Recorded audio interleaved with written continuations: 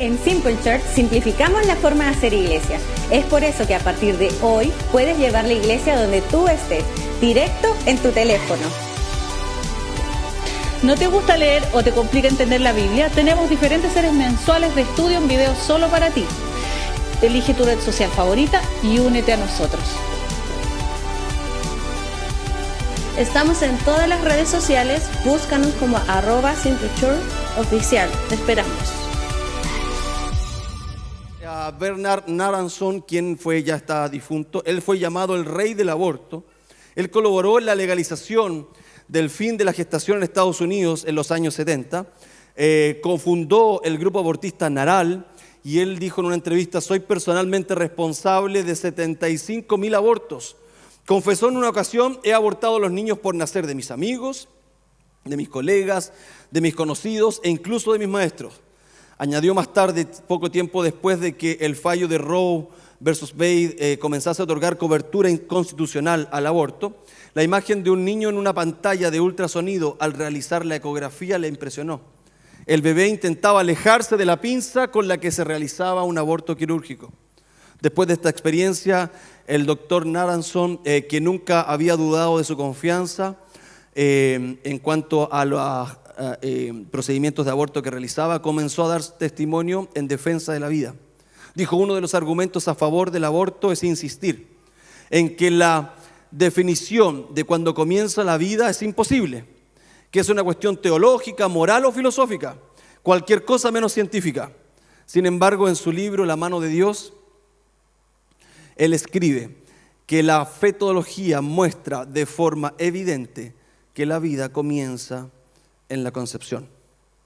Y esta semana y la semana anterior establecimos que bíblica y científicamente la vida comienza desde el momento de la concepción. De hecho, la Biblia habla en Jeremías capítulo 1, verso 5, dice: te conocía aún antes de haberte formado en el vientre de tu madre, antes de que nacieras te aparté, te nombré mi profeta a las naciones. Y esto es un hecho. Es un fact, como dice en inglés. Yo no sé en qué situación te encuentras tú en este salón y en qué situación te encuentras tú que nos ves desde la casa. Pero yo quiero establecer hechos. Y el primer hecho que nosotros tenemos que establecer es que dentro de la panza de una madre, cuando ella está embarazada, hay vida y quien está ahí adentro es una persona. Punto. De eso no hay discusión. En el razonamiento humanista o filosófico, lo que nosotros tenemos que comenzar a razonar tiene relación no con si hay vida o no, porque eso sería hacer oídos sordos a algo que es una realidad científica. Y no es que seamos fanáticos, no es que el que no se volvió canuto extremo, no. Científicamente tú puedes no ser cristiana, esto no es un problema teológico, científicamente eso es vida. La pregunta es si nosotros podemos o no moralmente quitar la vida a ese bebé en ciertas situaciones, extremas o no extremas. Punto. En Chile se aprobó hace años atrás lo que era el aborto en las 3 causales. ¿Has escuchado hablar de ello, no? Te lo quiero mencionar. La causal 1, te lo menciono, dice: la mujer se encuentra en riesgo vital, de modo que la interrupción del embarazo evite un peligro para su vida. Esta causal puede constituirse a lo largo de toda la gestación. Es decir, contraes alguna enfermedad, tienes alguna patología, lo que sea, una preeclampsia, por ejemplo. ¿Han escuchado hablar de la preeclampsia? ¿Sí? En donde tu presión arterial sube, ¿cierto? Y por lo tanto lo que se hace es abortar. En encuestas, en entrevistas, está plagada la red de preguntas a médicos en los cuales se les hace la pregunta por esto, porque al contrario de lo que piensa la gente, la mayoría de los médicos son pro vida y en muchos países se les obliga a hacer abortos a pesar de que ellos no. Si tú encuestas a 1.000 médicos, cerca del 70% no les gusta el aborto, no están de acuerdo con ello. A la población no le importa eso, pero esa es la realidad. Se les entrevistó y ellos están todos de acuerdo en que la interrupción del embarazo que es una frase linda para decir que se está matando una persona, no es necesaria para salvar la vida de alguien. Cuando nosotros mi esposa estaba embarazada de nuestra primera hija, Valentina, ella sufrió preeclampsia, tenía unas presiones así, pero horribles. Llegamos a la clínica muy complicado y existía el riesgo de que Solange quedara vegetal por las presiones muy altas, en el mejor de los casos, y si no, fallecer. La decisión que el médico tiene que tomar en ese momento no es asesinar a un niño o no, es acelerar su nacimiento. Por lo tanto, en ese momento, cuando tú tienes un médico o una clínica o una medicina pro vida, la solución para eso no es decir, yo entro al útero, asesino a ese niño y luego lo quito muerto. Es, yo hago nacer ese niño que está provocando algún daño a esa madre y luego afuera el equipo médico hace todo lo necesario para salvar la vida de ese niño. Y si ese niño muere, hicimos todo lo posible. Pero la solución de eso no es matar al niño antes de sacarlo. Cuando esto pasó, ellos hicieron nacer a Valentina, pesaba 1,7 kg, y estuvo en incubadora, y yo vi correr médicos. Nosotros asustadísimos, mi esposa asustadísima, la hicieron nacer, y ella estuvo mucho tiempo, no recuerdo, un mes y medio en incubadora, y comenzó a crecer, y cuando ya pesó 2 kilitos, que era un pedazo de carne así, como cuando usted compra en el supermercado, me la llevé a la casa. Mi mujer hibernó, estufa prendida todo el día, no le cuento cuánto pagaba en gas, la leche, la Similac Advance, ¡ay! Pero estamos vivos todavía. Pero se intentó hacer algo por esa vida. Entender que la interrupción del embarazo es un tema de semántica que erróneamente tratan de convencernos de una realidad que no es tal. Porque es distinto que yo diga, no, ¿sabes qué, Valentina? Tú tienes que matarla y sacarla. Los médicos coinciden que en el 99% de los casos de riesgo de vida de la madre no es necesario matar al niño. Simplemente se le hace nacer a través de una cesárea y luego se intenta salvar la vida de la madre.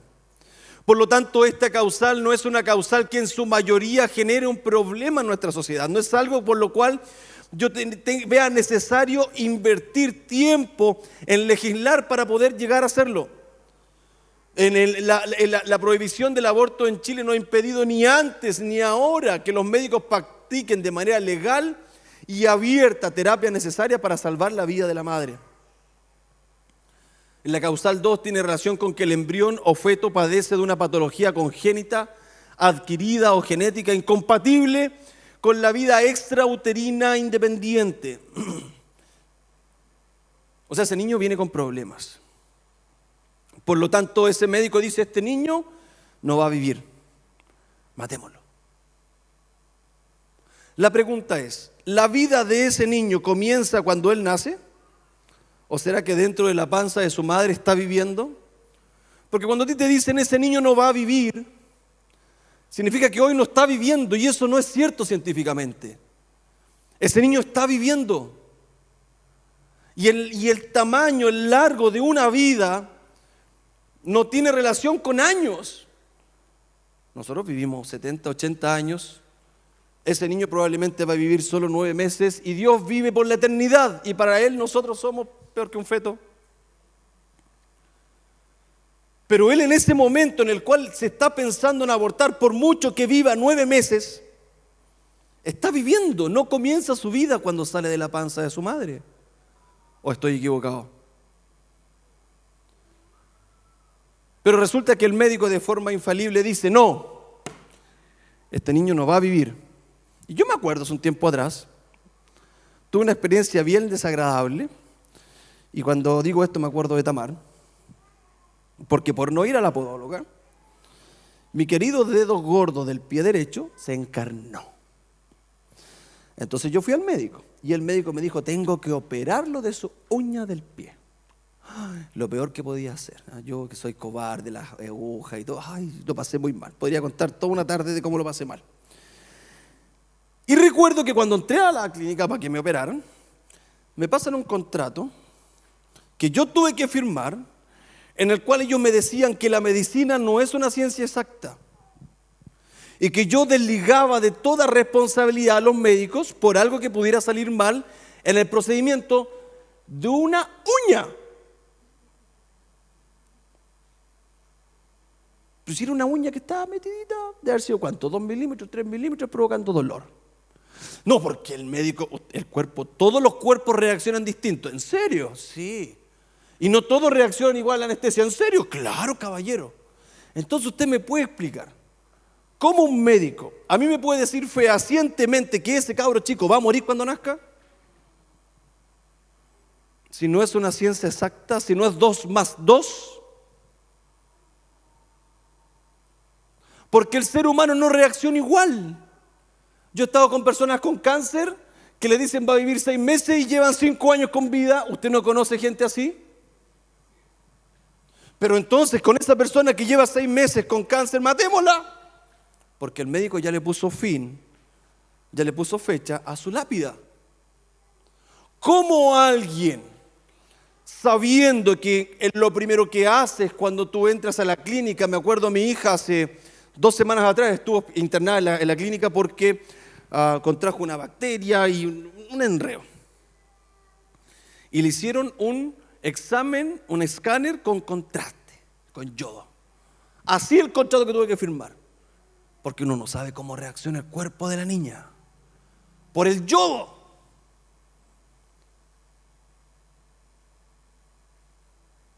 Y yo escucho mamás que dicen, y yo bueno, de pronto personas lo dicen, pero yo siempre he escuchado como de terceras personas contando de alguien, ¿cómo vamos a hacer pasar esa madre por el sufrimiento de saber que su hijo va a morir? Pero es que todavía está vivo. Si yo entiendo que probablemente él va a morir, Dios lo sabe mejor que yo, pero en este momento está con vida. Y está viviendo, está alimentándose, su corazón está palpitando, su mente está trabajando, él tiene emociones, siente dolor, siente angustia, siente pena, siente alegría. Es una persona. Probablemente mucho más personas que personas postradas a la cama. La causal 3 dice que si el embarazo es resultado de una violación, la interrupción podrá realizarse siempre que no hayan transcurrido más de 2 semanas de gestación. Tratándose de una niña de menos de 14 años, la interrupción podrá ser realizada siempre que no hayan transcurrido más de 14 semanas de gestación. Y aquí hay una contradicción. Porque los legisladores en los distintos países le ponen fecha hasta cuándo yo puedo abortar y hasta cuándo no. En el caso, por ejemplo, de Chile, aquí hay 12 y 14 semanas. Como que antes de las 14 semanas menos 1 hora, ese feto no fuera vida. Pero ya con 14 semanas más 1 segundo, es vida. Ya no lo puedo abortar.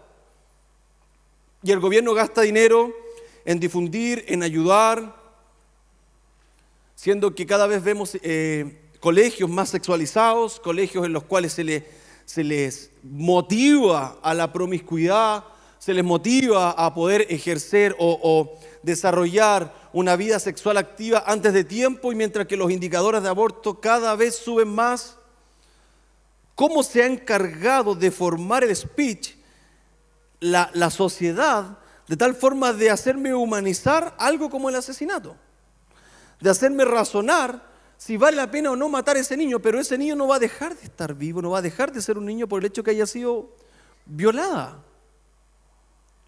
Y el ministerio, el gobierno, en vez de invertir en programas de ayuda a esa mujer, en vez de invertir en programas, tal vez de que ella diga, mira, ¿sabes qué? Yo soy muy niña, yo no puedo criar a este niño, y el gobierno hacerse cargo de él, ponerlo en una familia que lo ame, que lo quiera. Hay miles de parejas tratando de adoptar niños y tienen cruces tremendas. En nuestra iglesia conocemos algunos casos, yo tengo otros amigos que han llevado años tratando de hacerlo, Y no les dan niños para adoptar y siguen encerrados en un centro del Sename, y en vez de invertir dinero en poder mantener bien esos niños, en hacerse cargo o en dárselo a familias que quieran tenerlos en sus casas, educarlos, criarlos, llamarlos, invertimos tiempo en matarlos. Porque yo puedo comprender que esa mujer o esa niña no quiera o no esté capacitada para tener ese niño, lo entiendo. Pero el gobierno tiene que ser garante de ese sujeto de derecho que está en su panza para poder cuidarlo y ayudarlo y criarlo y otorgarlo a alguien en adopción.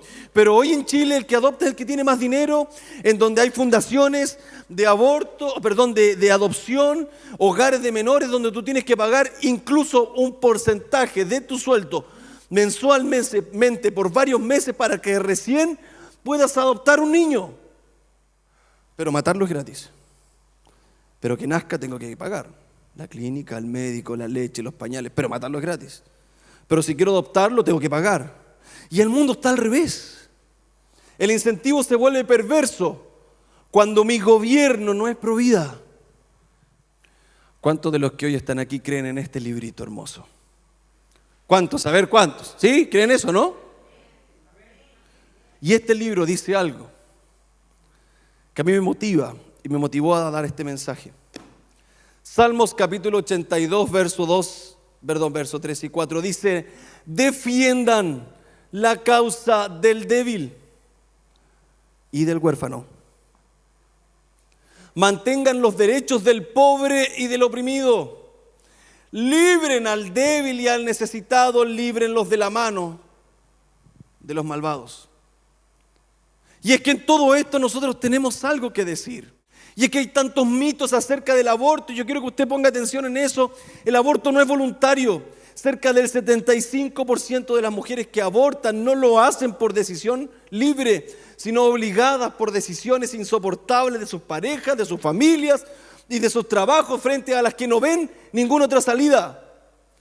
Porque no hay más alternativa, porque no tienen más opciones. Esta decisión no es voluntaria de ellas en el 75% de las veces que una mujer aborta. Número 2, no es un derecho.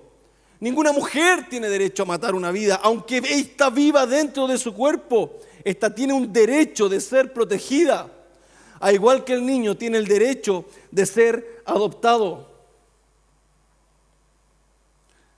Y es que el aborto tampoco es socialista, más bien lo contrario, es absolutamente capitalista, porque esto es un negocio. Las clínicas abortistas son un negocio multimillonario, amparado por el Estado y por los gobiernos del mundo. Tan solo en Europa, según datos del 2005, países como Rumania tuvieron 739 abortos por cada 1000 nacidos. Hungría, 558 abortos por cada 1000 nacidos. Según un reporte de la prensa, Así Prensa, el 2002, dice: desde 1977, Planned Parenthood ha recibido $815 millones por concepto de procedimientos abortivos. Solo en el año 2000 ellos recaudaron más de $78 millones por conceptos adoptivos. Las ganancias de ellos en los últimos 15 años superan los $454 millones. Se piensa que Planned Parenthood ha practicado más de 3 millones de abortos desde 1977. Y es impresionante, ellos han recibido, miren, en 2005 los proyectos promovidos y dirigidos por los que participaban en Planned Parenthood recibieron cerca de $14 millones en subvenciones y ayudas. De ellos, 3.8 millones provenían de la Unión Europea, 3.4 de diversos otros países, 1.3 millones del Fondo de Naciones Unidas. Además, entre 2004 y 2005 recibió directamente $17 millones de fundaciones supuestamente filantrópicas como la Fundación Bill Gates, la Fundación Elton John, Ford y Nike. ¿Y me podéis decir qué hace la Ford fabricando autos y pagando una clínica abortiva? Es que esto es un negocio, va más allá. Negocio financiado por gobiernos y fundaciones. Y es que la el aborto no es salud. Es sabido que los centros de aborto no informan a la mujer sobre los detalles y sobre los riesgos que tiene para su cuerpo practicarse un aborto. El aborto no es solidario. El solidarismo si tomamos nosotros la solidaridad como un sinónimo de apoyo, respaldo, ayuda, el aborto es justo lo contrario, porque no se apoya a la mujer embarazada.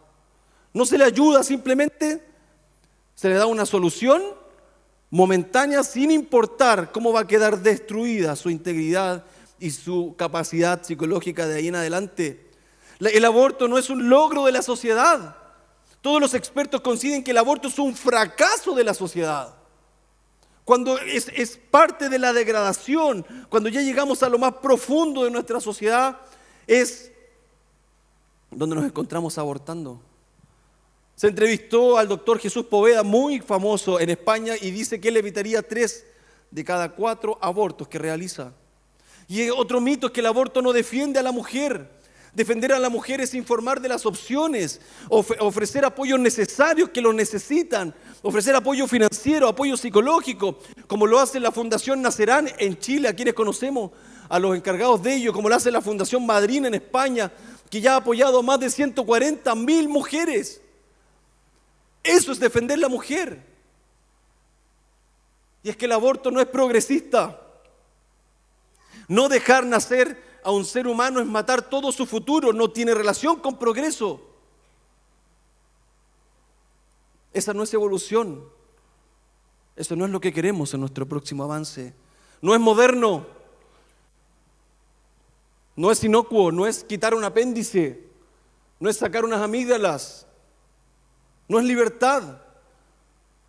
Hoy, abolida la esclavitud, entendemos que nadie tiene derecho de decidir por otro. Da lo mismo en la situación que nació, en la situación que vivió y el color de su piel. No está de moda. El aborto no está de moda. Continuamente se nos plantea que los países europeos y que el primer mundo y que allá está de moda y legislativamente son más avanzados. Pero lo que nos oculta es que progresivamente estos países han ido legislando y endureciendo sus leyes de aborto para que hayan cada vez menos, porque saben que la fregaron. En Hungría, uno de los países donde existía más porcentaje de abortos, ahora por ley es obligación que cada mujer que decide abortar, antes de abortar, le hagan escuchar los latidos de su hijo. Porque se dieron cuenta que cuando lo hacían,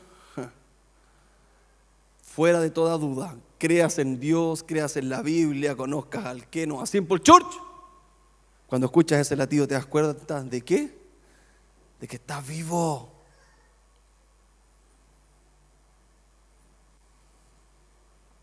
En Estados Unidos, hasta hace casi un año atrás, ya no es un derecho constitucional el aborto.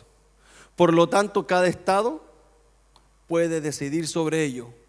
Desde el momento que salió esa ley, a la primera semana 10 estados prohibieron el aborto y otros 16 estados comenzaron con los trámites legislativos para prohibirlos. Al día de hoy, 26 estados en Estados Unidos ya no puedes abortar. Y es que el mundo viene al revés. Y es que estos países que van más desarrollados, que tienen más tiempo, más historia y todo lo que nosotros queramos decir, que probó esto, se dio cuenta de la abominación que era y está retrocediendo. Y nosotros, que somos los reyes de los monos, vamos para allá y vamos atrasados. Y ellos vienen de vuelta y nosotros, no, igual. Vamos nomás.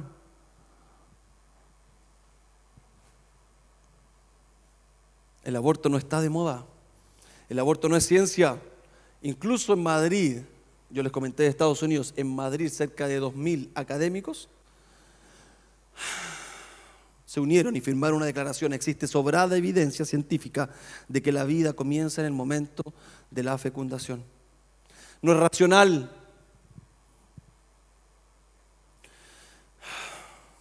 No es una mejora.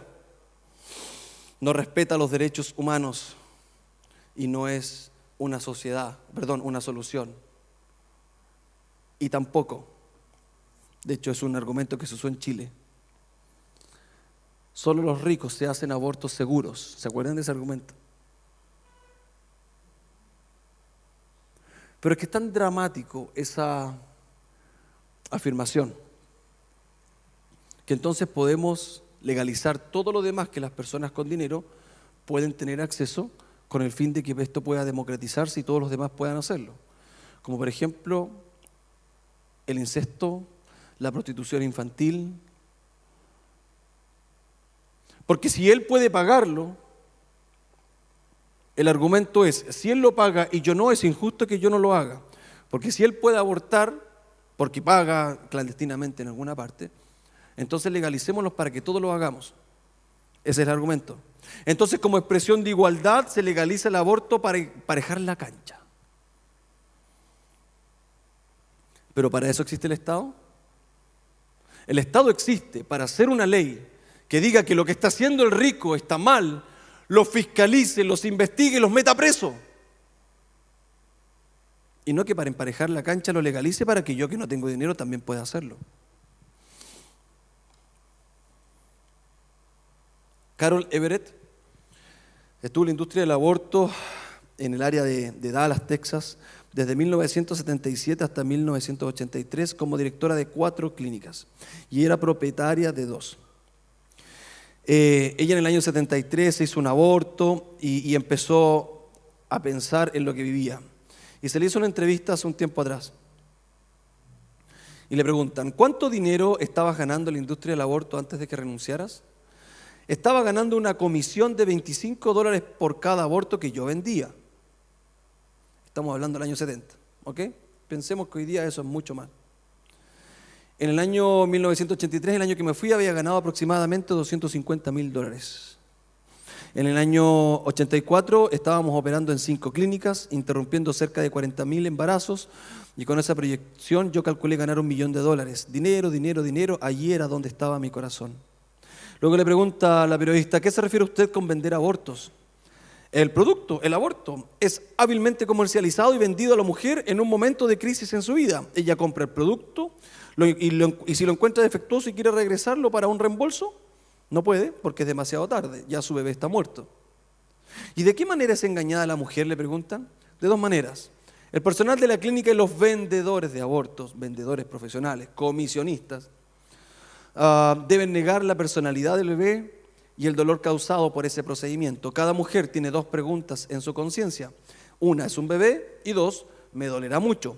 Los abortistas tienen que responder no. Ellos deben mentir para asegurarse el consentimiento de la mujer y el pago a la clínica. A la mujer se le dice que estamos tratando el producto de la concepción o un coágulo de sangre.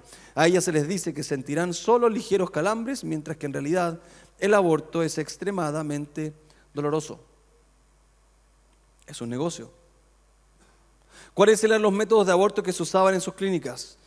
Ella responde, en su mayor parte la industria del aborto dejó de usar los procedimientos salinos y prostaglandina debido al número de nacimientos vivos.